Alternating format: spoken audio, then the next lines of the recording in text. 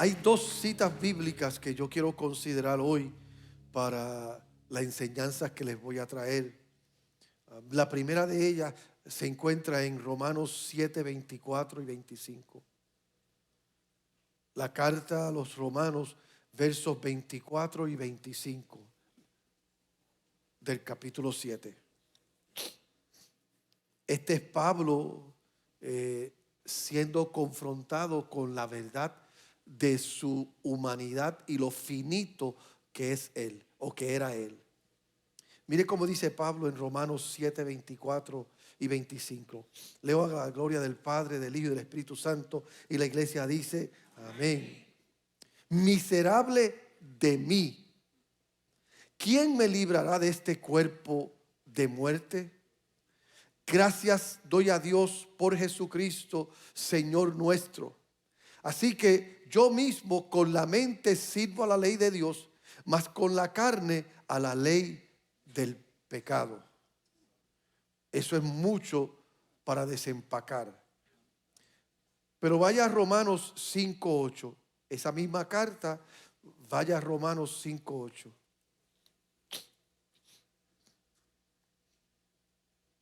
Mas Dios muestra su amor para con nosotros, en que siendo aún pecadores, Cristo murió por nosotros. Pueden sentarse.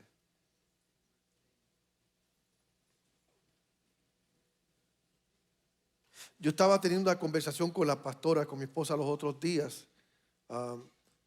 Ella tenía unas inquietudes y empezamos a hablar sobre las inquietudes de ella. Y dentro de esa conversación, surgió esta temática que les voy a hablar. El miércoles ella le habló a los jóvenes y yo quiero darle continuidad porque creo que es una palabra que es importante que nosotros asimilemos. El tema de esta enseñanza es aceptado. ¿Por qué hablo de esto? Porque hay algo con lo que creo que todos nosotros luchamos. Puede ser de vez en cuando o puede ser todo el tiempo. Y es con ser aceptado. Si usted fue adoptado, si usted creció toda su vida no sabiendo si usted pertenecía o no, usted pues crece con unas dudas, unas interrogantes y unas emociones que si usted no las maneja bien, pueden ser bien dañinas y pueden robarle mucho a usted. Y por eso muchos de nosotros en la vida queremos ser aceptados por nuestra familia, por nuestros amigos, nuestros compañeros de trabajo, el jefe. Queremos sentirnos bien con quienes somos, con lo que hacemos, y queremos sentirnos que lo que hacemos tiene valor, es importante, y que alguien se da cuenta de que nosotros estamos haciendo y estamos siendo. Y a veces pues venimos con esas luchas a la misma iglesia. Y en la iglesia pues entonces empezamos nuestra jornada de fe buscando aceptación. Y por eso si el hermano no te saluda, te incomoda. Si el pastor no te reconoce, te incomoda, te molesta. Y vivimos nosotros con esa batalla. Y a veces pues tratamos de fingir que no importa lo que la gente piensa, que no necesitamos a nadie, pero simplemente nos engañamos a nosotros mismos. Y sinceramente, cuando alguien dice yo no necesito a nadie, yo no necesito que nadie me acepte, esa misma afirmación revela tu corazón. Lo pongo de esta manera: si tú no eres racista, tú no tienes necesidad de decir que no eres racista.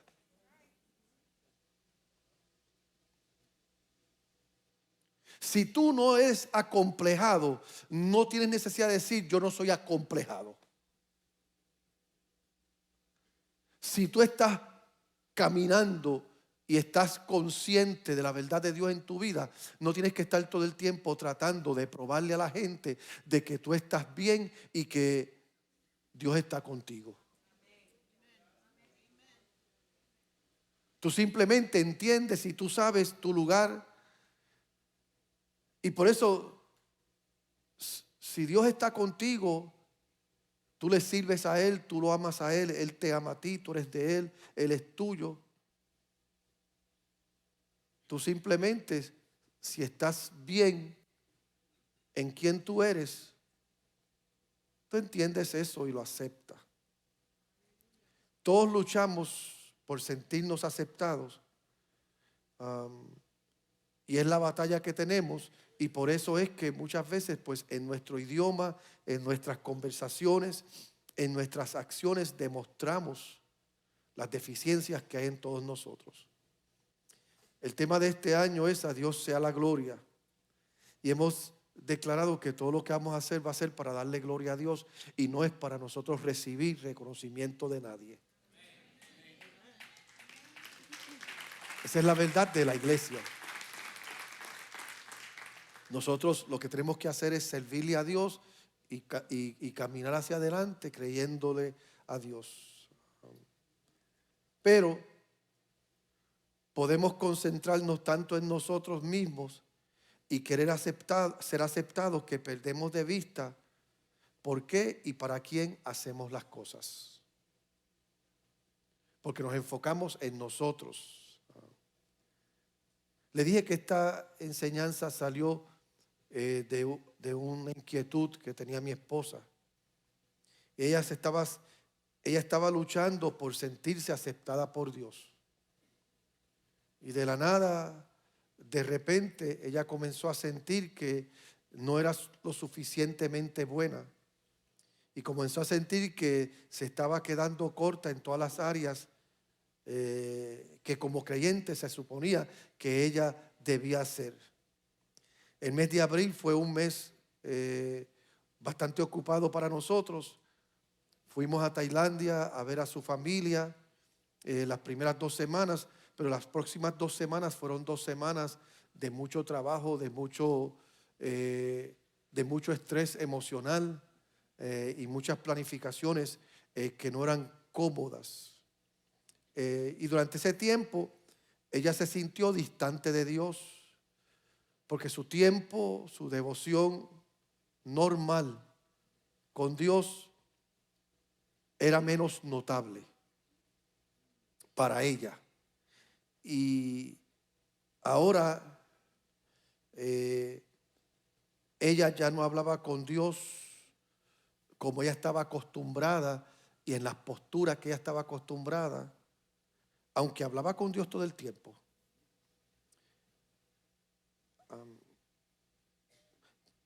Pero se le hizo difícil a ella en estas últimas 3 semanas, ese tiempo que ella consideraba de calidad al que ella estaba acostumbrada. Y ella empezó a sentirse deprimida, sentía que Dios estaba decepcionado con ella, se sentía una falsa, se sentía menos espiritual, se sentía abrumada, se sentía triste, tenía ganas de llorar todo el tiempo porque no podía pasar el tiempo que ella quería con Dios. Esta fue la conversación que ella tuvo conmigo. Y finalmente, pues, abrumada y cargada por su estado de ánimo espiritual, ella quiso hablar con su pastor. Y ella me dijo, no quiero hablar contigo, quiero hablar con el pastor. Y yo le dije a ella, be careful what you wish for. Ten cuidado con lo que tú pides. Y ella vino, pues abrió su corazón y me dijo cómo se estaba sintiendo. Y yo pues la escuché desde la perspectiva pastoral. Y cuando ella terminó su descarga, y me dice, háblame. Y yo le dije, hermana Ivette,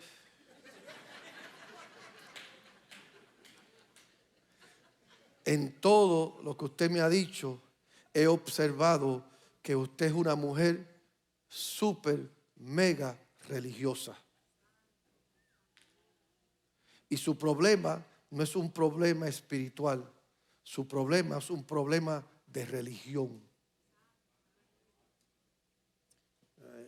Se le quería caer la quijada. Y me dijo, ¿qué quiere decir con eso de que soy religioso? Entonces, cuando alguien le dice a usted, explícate, pero con ganas de darte, pero como es el pastor,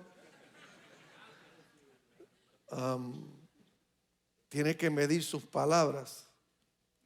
Y yo le dije a ella, ¿tú piensas que necesitas hacer A, B y C para sentirte cerca de Dios o digna de alguna manera? Cuando en realidad no importa lo que tú hagas, el favor de Dios, la gracia de Dios, el amor de Dios, el toque de Dios, el sentir de Dios en tu vida. No hay nada que tú hagas que te haga apta para merecer eso. Tú puedes orar como de costumbre, tú puedes ayunar, tú puedes tener tus prácticas y tus disciplinas espirituales que son esenciales, y después hablaremos rapidito de eso. Y tú puedes hablar, tú puedes hacer todo eso, pero nada de eso va a testificar y nada de eso te va a acercar a Dios. Porque no hay nada que puedas hacer que te dé algún derecho o te acerque a Dios para que Él te acepte más.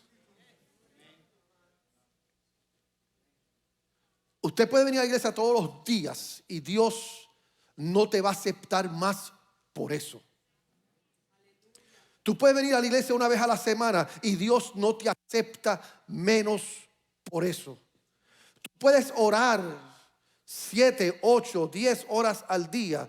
Tú puedes vivir clavado tus ojos a la lectura bíblica. Tú puedes ayunar el ayuno de 40 días.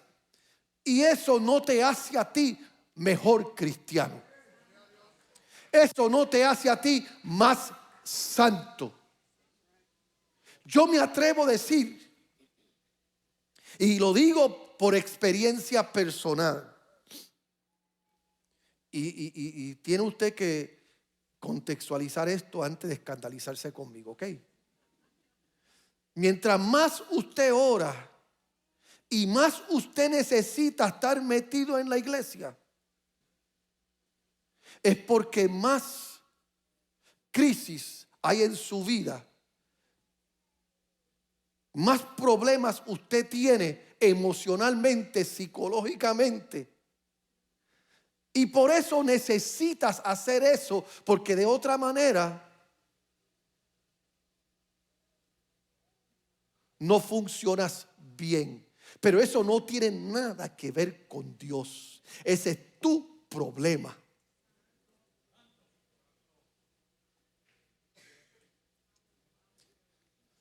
La intensidad, la magnitud de tu búsqueda no es un reflejo de la aceptación de Dios en tu vida. Es un reflejo de tu condición. Nosotros tenemos una expresión en Puerto Rico y no sé si se usa en otros países, y es: dime de qué tú presumes y te digo de qué careces. Si tú presumes mucha devoción, mucha religiosidad, mucha de estas cosas que son buenas, que son esenciales, que son parte de quienes somos nosotros, si tú presumes de todo eso y tú piensas que eso es lo que te acerca a Dios, estás equivocado. Ya tú has sido aceptado por Dios a través de Jesucristo. Y solo a través de Jesús y la cruz podemos acercarnos a Dios. Desde el momento que tú le dijiste al Señor, te creo, te acepto, ya todo está hecho. Él lo hizo por ti. Él te limpió de todos tus pecados. Él cambió, te transformó y ahora eres nueva criatura. Las cosas viejas pasaron, todas son hechas nuevas. La única manera de ser aceptado por Dios es aceptar a Jesús como tu Señor y Salvador. Y cuando aceptas a Jesús, ahora Él vive en ti y por lo tanto la semilla del pecado ya no está en ti. ¿Significa eso que tú no pecas? No, lo que significa es que cuando fallamos, cuando pecamos, nos arrepentimos, nos apartamos del pecado y continuamos nuestra carrera. Porque por eso yo siempre les digo a ustedes que el creyente tiene una de dos posturas: de pie o levantándose. Porque van a haber veces que tú estás de pie y estás caminando y estás bien. Van a haber otras veces que en el camino, por la razón que sea, y yo no voy a entrar en eso hoy, por la razón que sea, tropezaste, te caíste. Pero como Dios vive en ti, como Cristo es la verdad que te bendice, como el Espíritu Santo es la obra de Dios operando dentro de ti, cuando tú caes porque tropezaste, esa misma obra del Espíritu Santo es la que opera en ti para levantarte, para volverte a afirmar, para que vuelvas a servirle a Dios. Porque tu corazón no es terreno fértil. Por eso es que la Biblia dice que el que nació de Dios no practica el pecado, porque la simiente del pecado no está en él. ¿Qué es lo que está diciendo la Biblia con eso? Tú vas a tener, tu humanidad es tu humanidad. Pero cuando algo quiere arrastrarte, algo quiere limitarte, algo quiere llevarte al lugar de tu debilidad, hay una obra que es más grande en ti que la obra de tu humanidad limitada, y es la obra del Espíritu Santo que te convicciona del pecado y te lleva a un lugar de arrepentimiento. ¿Por qué haces lo que haces? ¿Por qué oras? ¿Por qué vienes a la iglesia? ¿Por qué lees la palabra? Yo quisiera compartir con ustedes algunos pensamientos de esto rápido. Y yo lo veo de esta manera: cuando yo no hago esas cosas y me siento culpable, estoy siendo religioso. Cuando yo no oro, cuando yo no vengo a la iglesia, cuando yo no leo la Biblia, y cuando no estoy caminando a la altura del llamado de Dios en mi vida, y me siento que estoy mal con Dios, estoy siendo religioso.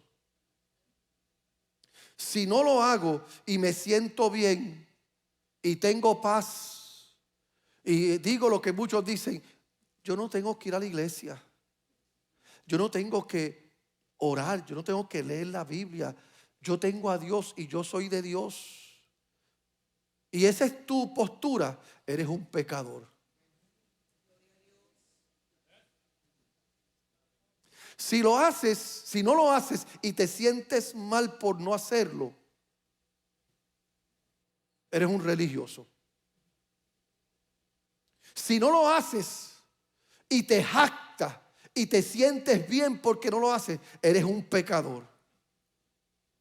Entonces, pastor, ¿cómo opera esto? Si no hago estas cosas, si yo no vengo a la iglesia, si yo no oro, si yo no ayuno, si yo no leo la Biblia, si no tengo una vida de devoción con Dios, en mí se despierta una hambre y una sed, porque entiendo que hay una deficiencia en mí que es producto de los vacíos que yo tengo. Y esa hambre y esa sed me lleva a mirar a Dios. Y Dios se sonríe conmigo y me acepta, porque no es lo que yo hago que me hace aceptable, es lo que yo hice y lo que ya Él hizo por mí en la cruz del Calvario. Mira, deja que tu hambre y deja que tu sed te lleven a Dios. No es un lugar de superioridad moral, sino un lugar que te permite mirar tu parabrisas, mirar hacia adelante y ver hacia dónde te estás dirigiendo y entender que en el camino van a haber cosas que van a querer que tú mires hacia atrás, que tú vuelvas hacia atrás, que tú retrocedas. Pero esas disciplinas espirituales que tú tienes te ayudan, porque lo que hacen es alimentan quién tú eres. Así que yo no oro para que Dios me acepte. Yo oro porque me fortalezco para seguir sirviéndole a Él y seguir buscándolo a Él. Yo no leo la Biblia para ser el más que sabe en la iglesia, para ser el más que conoce en la iglesia. Yo leo la Biblia porque cuando leo la Biblia hay una sed que hay dentro de mí que se alimenta a través de la palabra de Dios. ¿Ve la diferencia? Uno busca aceptación, el otro abre tu apetito. Uno busca que el hombre te aplauda, el otro busca acercarte a Dios y no huir de Él, porque Dios no te rechaza, Él no te olvida, Él no te echa a un lado. Él lo que quiere es que tú le sigas, que tú le busques. Dios nos acepta a nosotros a pesar de nuestros defectos. Cada uno de nosotros cargamos con imperfecciones, con debilidades, con pecados. Sin embargo, estamos abrazados por un amor tan vasto e incondicional que trasciende nuestra comprensión humana. Tú no eres aceptado por lo que tú haces. Tú eres aceptado por lo que Él hizo. ¿Me estás escuchando? Y van a haber veces que tú vas a estar acá arriba en lo óptimo, emocionalmente hablando, físicamente hablando, psicológicamente hablando, espiritualmente hablando. Van a haber veces que tú vas a estar acá arriba en lo óptimo. Pero si tú pretendes que ahí tú puedes vivir todo el tiempo, vas a tener problemas. Porque o te vas a convertir en un hipócrita, que vas a estar riéndote siempre aunque por dentro estés llorando, y vas a estar pretendiendo siempre algo que no es. O te vas a sentir fracasado, defraudado, porque you didn't meet the expectations, no lograste las expectativas que tú o que otros tenían. Por eso yo tengo problemas con esos creyentes que cuando tú los saludas y dices, ¿cómo está, hermano? Bien, en el nombre de Jesús. Y usted los ve que son positivos, mega positivos todo el tiempo. A mí eso me carga un poquito. Porque yo digo, este hermano o es mega religioso o es mega hipócrita. Uno de los dos es. Y yo sé que hay veces que tú puedes saludar a alguien, ¿cómo está? Pues fíjate, esta semana ha sido una semana buena. Fíjate, Dios es bueno. Fíjate, estoy bien. Pero hay días que tú no estás bien. Hay días que te apesta la vida. Y claro está, no todo el tiempo tú vas a estar compartiendo tu estado de ánimo con todo el mundo. Porque no quiere decir que porque te apesta la vida y yo venga a saludarte y yo venga a decirle a Eliezer, ¿cómo está, pastor? Hoy me apesta la vida. Y yo digo, great, me dañó el día ya hoy. Tú tienes que saber con quién tú hablas, porque eso es otro tema para otro día, ¿verdad? Tenemos que tener madurez para saber con quién nosotros nos desahogamos y a quién nosotros le hablamos. Pero lo que estoy diciendo es que no todo el tiempo las cosas salen como nosotros queremos y no todo el tiempo estamos bien. Hay días que usted se va a sentir que está lejos de Dios. Pero eso es usted, no es Dios. Yo me atrevo a decir que las veces que más lejos te sientes de Dios es cuando más cerca Dios está de ti.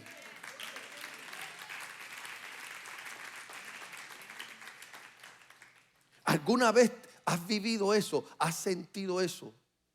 Oh, mire, yo viví una vida de pecado y yo viví una vida perdido. Y yo le puedo testificar algo que yo lo entendí después, años después de convertido. Yo estuve en muchos lugares peligrosos cuando yo me criaba. Estuve en fiestas, estuve en planificaciones de pandilla, estuve en pleitos feos. A mí nunca me metieron preso. A mí nunca me dieron un golpe feo de esos. Yo estaba en fiesta donde mataron gente y yo siempre me iba 10, 15 minutos antes del problema. Se desató un pleito con la policía y declararon en inglés lo que se llama martial law en la ciudad de nosotros, y que cerraron la ciudad y entró la Guardia Nacional y tumbaron cabeza y a todo el mundo le dieron y fue un revolú. Y media hora antes que todo eso pasara, yo estaba en el mismo medio de todo lo que estaba pasando, y yo era parte de los que estamos planificando lo que íbamos a hacerle a la policía y a la ciudad, porque eran racistas los policías. Entonces yo era de esos. Pero media hora antes yo me fui a darme 2 o 3 cantazos, 2 o 3 tragos y 2 o 3 cosas, y me quedé dormido en un vagón de tren por el embolle que tenía. Y cuando despierto al otro día, descubro que la ciudad está en un tranque con la Guardia Nacional, y a todos mis amigos les habían entrado con bastones, a uno lo habían matado a un policía, y yo estaba en todo ese revolú. Pero media hora antes yo me fui a emborracharme y endrogarme, y me quedé dormido hasta el otro día. Y cuando desperté, ya la policía había ordenado todo. Y yo llego, muchacho, ¿qué pasó? ¿Pero dónde tú estabas? Nosotros creíamos que te habían matado a ti también. Y dije, no sé lo que pasó. Lo último que pasó es que estábamos hablando de que íbamos a... Y yo siempre, cuando todos los amigos míos me decían, Agustín, tú tienes suerte. Y un día yo estoy orando y estoy alabando a Dios y dándole gracias a Dios por lo bueno que Él ha sido en mi vida. Y el Espíritu Santo me trajo algo a la memoria que yo lo había ignorado siempre.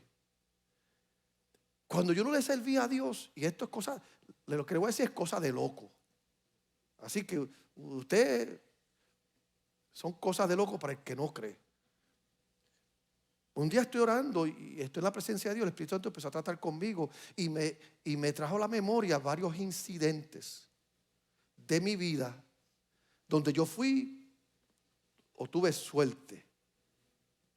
Uno de ellos en particular, yo me acuerdo que a un amigo mío lo mataron y yo estaba todo el día con él, menos los últimos 20 minutos de él. Y yo me acuerdo que estábamos en una fiesta, y en la fiesta yo vi que todo se puso como oscuro, como una neblina. Y yo pensé, esta pepa que me tragué estaba fuerte.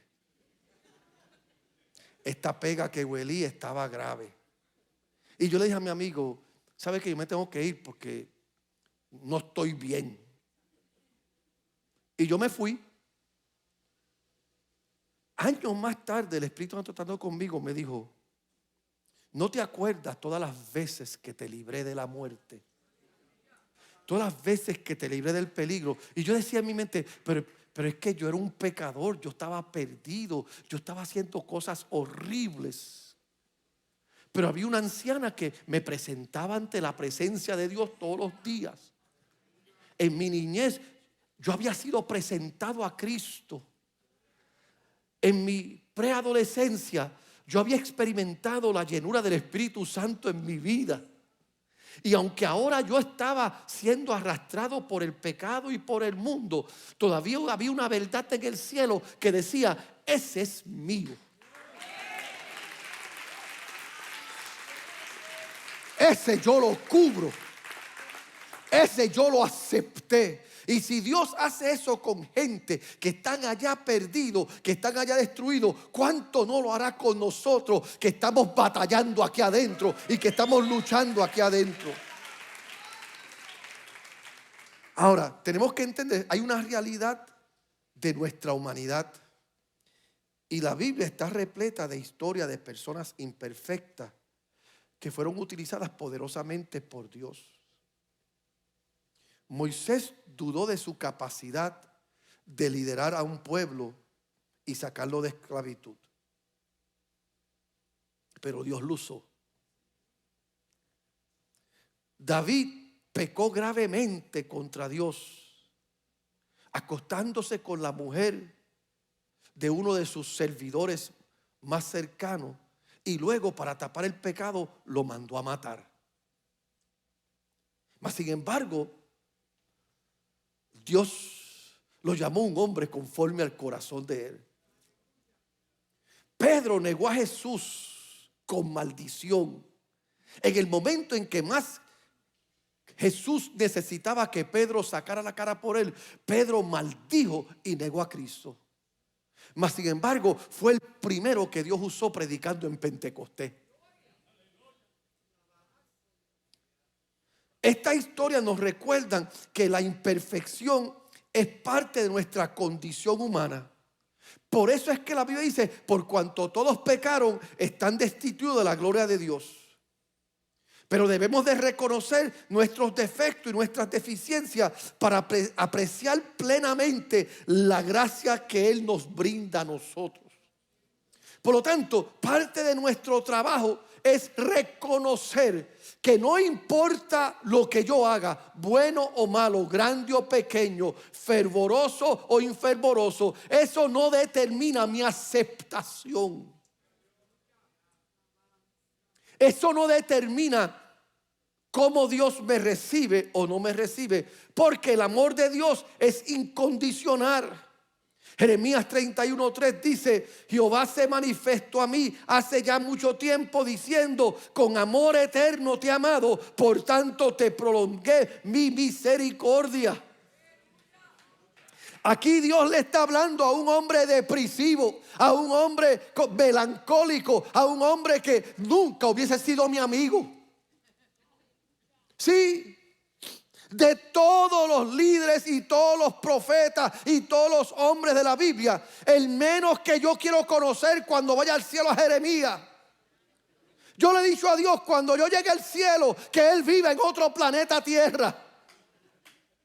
Porque de todos los hombres de la Biblia, Jeremías es el menos favorito mío. Y a él, Dios le dice: yo te amé con amor eterno. Un hombre que todo el mundo le sacaba el cuerpo, hasta la familia no quería saber de él. Y Dios le dice: yo te amo, hijo. Porque ¿sabe qué? Hay gente que nadie los va a amar, pero Dios los va a amar. Que nadie los va a aceptar, pero Dios los va a aceptar. Que otros los van a llamar hijos del diablo, y Dios les va a decir: amigo mío eres tú. Bregue usted con eso. Si usted quiere, yo he decidido no bregar con eso. Así que primero yo tengo que entender mi condición, que mi condición humana nunca va a llegar al lugar donde Dios dice: a este sí yo lo amo. Este sí es uno de los míos.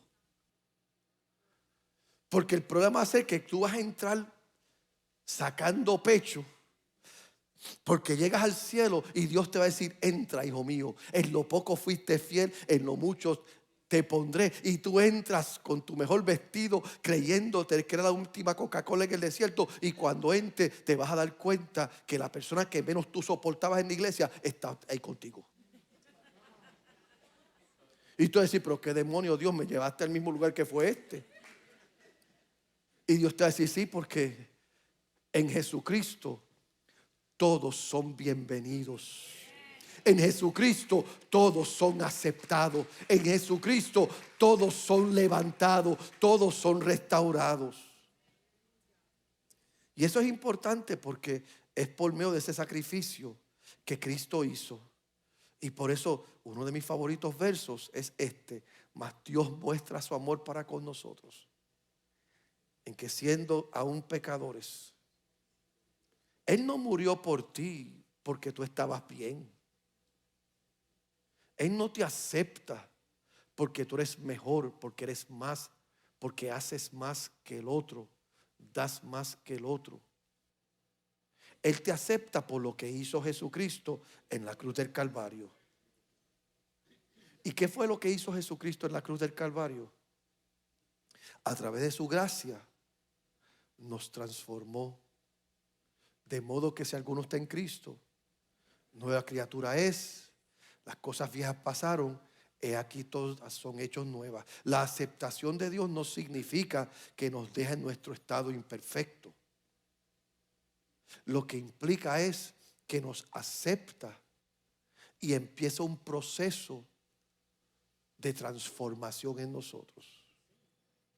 ¿Cuántos manejan aquí? Levántame los que manejan aquí.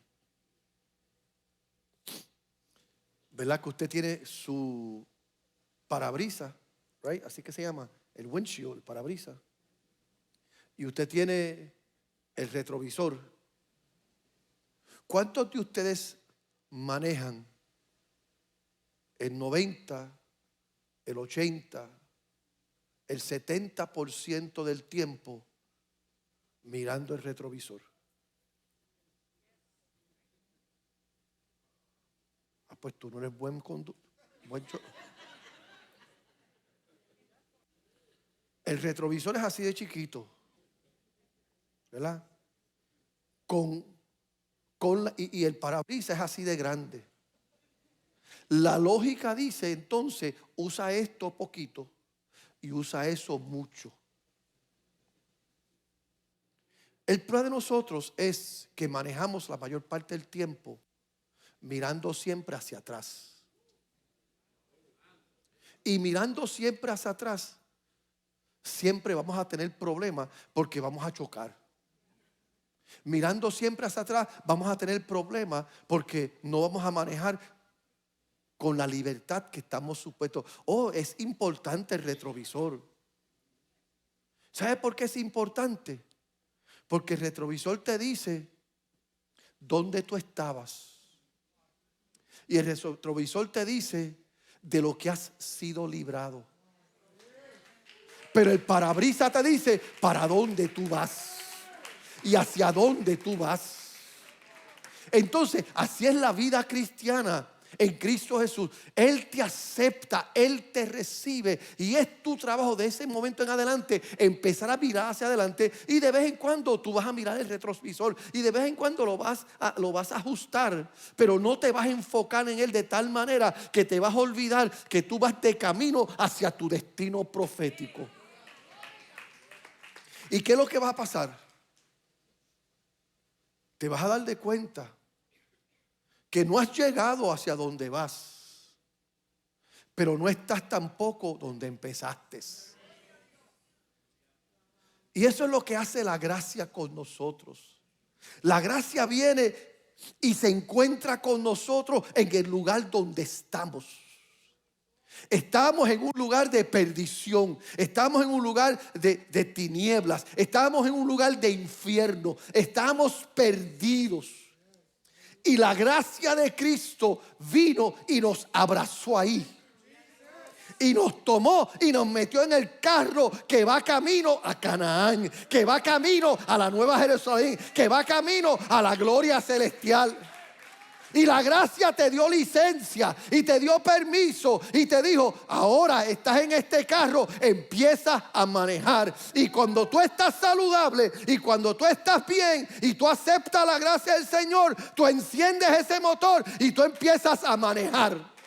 Y empiezas a manejar. ¿Y qué sucede? De vez en cuando tú miras el retrovisor y dices, wow, yo estaba allá, ya yo no estoy allá. No has llegado a la Nueva Jerusalén, pero no estás donde la gracia te encontró. Y eso lo hace la gracia de Cristo.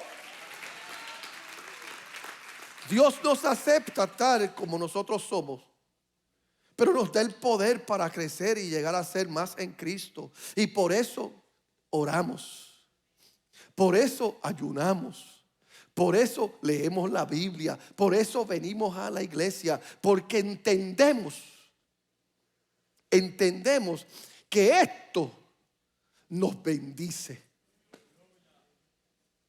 Oiga bien, esto nos bendice, esto nos ayuda.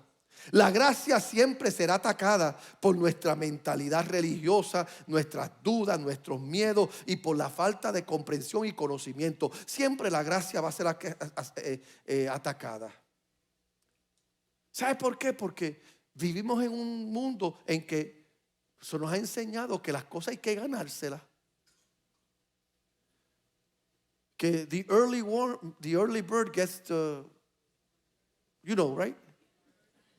El que madruga, Dios lo ayuda. Nos han enseñado que el esfuerzo, que el trabajo, que la devoción nuestra es la que nos va a sacar hacia adelante. Y eso es verdad en cierto aspecto y en ciertas áreas de la vida. Pero Dios es otra cosa. Y no podemos traer nuestra mentalidad carnal y tratar de encajar nuestro camino en eso. Recuerde que la gracia es favor inmerecido. Todo lo que Dios haga por ti y por mí. Hay gente que me ha dicho, pastor, usted tiene el cielo gano, ¿verdad? Y yo le dije, hace tiempo. Me dice, ¿verdad, pastor? Hace tiempo, sí. ¿Desde cuándo usted se ganó el cielo, pastor? Yo, desde el día que le di mi corazón a Cristo. Desde ese día ya el cielo era mío. Todo lo que yo he hecho en el camino ha sido para mi madurez, para mi crecimiento, para mi desarrollo, no para la aceptación. Yo tengo que vivir mi vida reconociendo que Dios me acepta. Y comprender la aceptación de Dios nos obliga a vivir de manera diferente. Porque recibiendo la aceptación de Dios nos va a llenar de gratitud. Nos va a hacer humilde. Y me va a ayudar a extender esa misma gracia a otros. Porque ahora, cuando yo vea a otros luchando con su humanidad, yo puedo hablar desde el lugar de uno que ha recibido favor inmerecido. Yo puedo hablarle desde uno. Yo tengo amigos, pastores, que me dicen, Agustín, ¿sabes cuál es tu problema? Que tú haces este asunto de pastorado, lo haces ver demasiado de fácil. Y la gente no te respeta por eso. Y yo le digo, y el problema tuyo es que tú lo haces demasiado de complicado y la gente no entra por eso.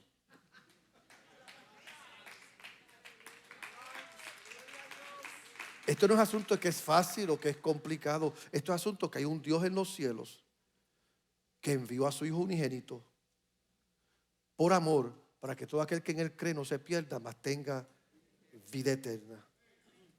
Nuestra aceptación por parte de Dios se convierte entonces en la base de cómo interactuamos con el mundo.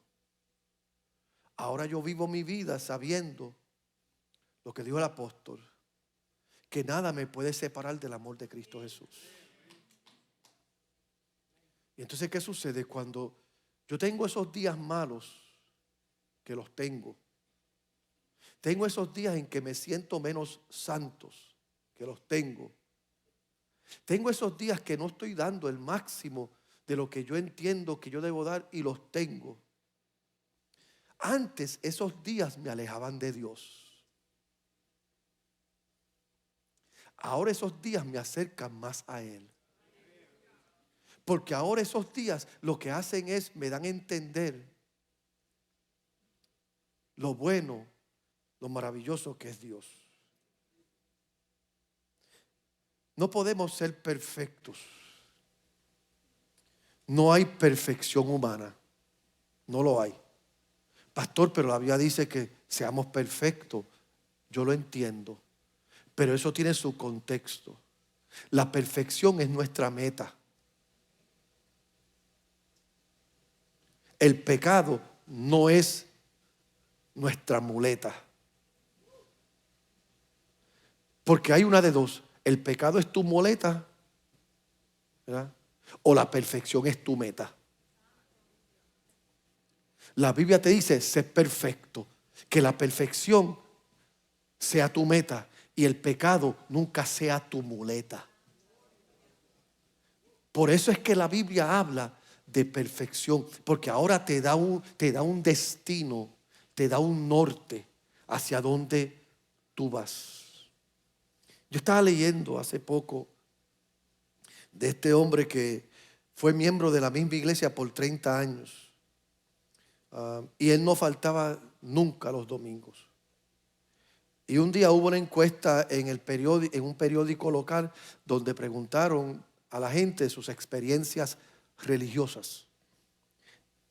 Y este señor que había asistido a la iglesia por 30 años, él escribió, dice, yo llevo 30 años asistiendo a la misma iglesia. En esa iglesia, en esos 30 años, he escuchado sobre 3,000 sermones. Pero por mi vida no puedo recordar ni uno solo de ellos. Así que creo que he perdido mi tiempo y el pastor, los predicadores, dando sus sermones también han perdido su tiempo. Porque por 30 años he ido a la iglesia y no me acuerdo ni uno de ellos. Y ha sido una pérdida de tiempo. Y todo el mundo empezó a escribir.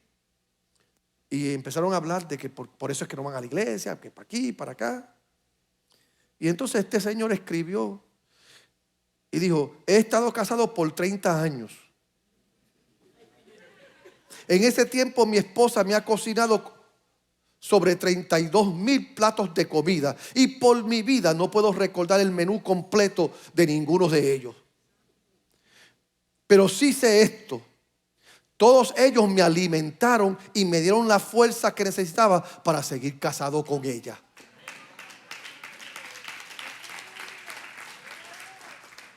Esto no se trata de todo lo que tú te recuerdas aquí. Esto no se trata de todo lo que tú haces aquí. Esto se trata si lo que estás haciendo aquí te está alimentando. Te estás nutriendo. Yo oro porque orando me nutro. Yo leo la Biblia porque leyendo la Biblia me nutro. Yo ayuno porque ayunando yo me nutro. Yo vengo a la iglesia porque viniendo a la iglesia yo me nutro. ¿Y qué sucede?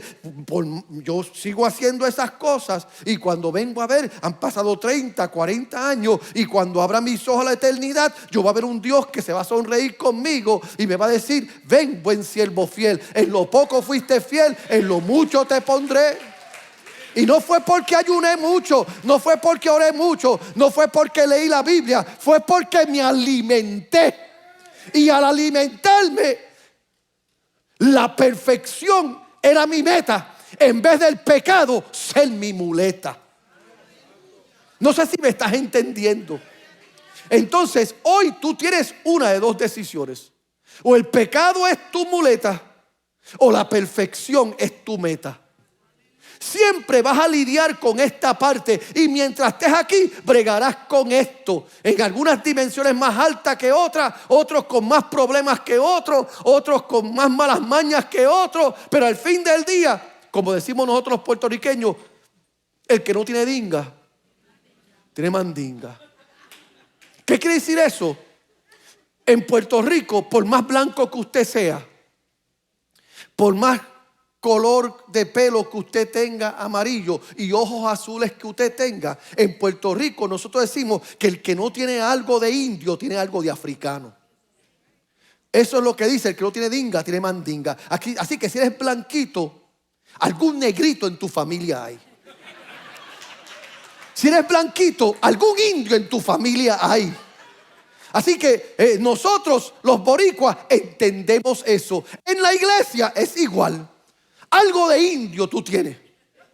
Algo de africano tú tienes. El que no tiene dinga en la iglesia tiene mandinga. Pero tenemos una meta. Y es no quedarnos ni en la dinga ni en la mandinga. Es salir de ahí para un día llegar y ser como Él, y adorarlo a Él, y abrazarlo a Él, y ser libre de esto.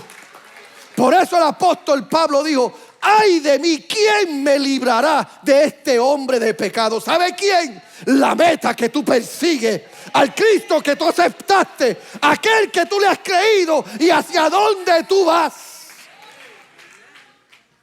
Muleta o meta. Yo prefiero la meta. Yo te invito a estar de pie.